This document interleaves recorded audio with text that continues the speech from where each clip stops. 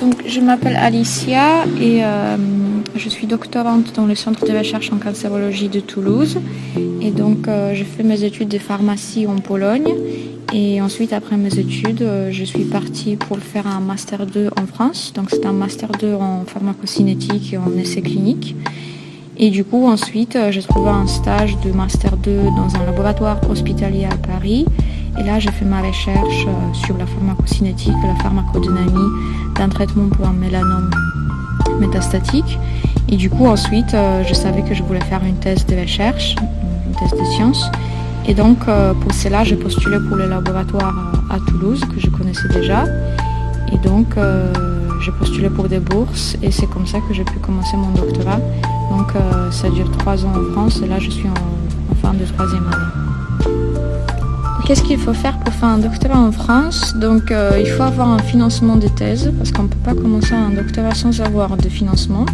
Donc, c'est-à-dire qu'il faut qu'on soit payé au moins 1 000 € par mois, donc 1 000 € net après les taxes, après les impôts. Et donc, pour cela, il faut faire normalement un Master 2. Donc, c'est une année d'études à la faculté. Et donc, ensuite, on peut postuler pour un concours de l'école doctorale. Donc là, on peut avoir une bourse ministérielle.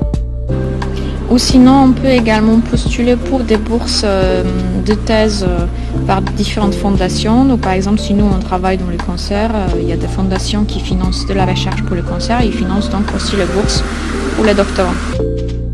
Et donc, bien sûr, pour pouvoir faire la thèse en France, il faut tout d'abord trouver un laboratoire qui veut nous accueillir en thèse.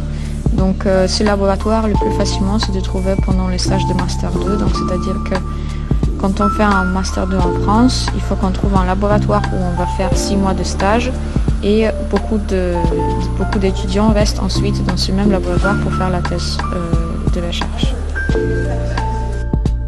Oui, donc mon projet de thèse, c'est l'étude de pharmacocinétique et pharmacogénétique de l'hormonothérapie adjuvante dans le cadre du cancer du sein.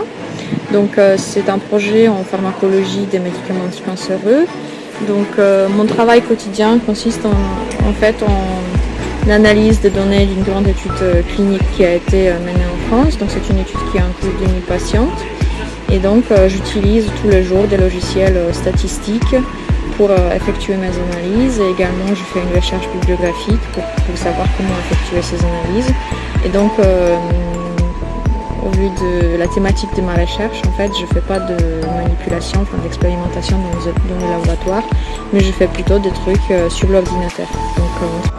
Donc mon projet à l'avenir, ce serait de faire un postdoctorat après ma thèse, donc un postdoctorat en modélisation pharmacocinétique, pharmacodynamie, donc quelque chose que je n'ai pas encore appris pendant ma thèse.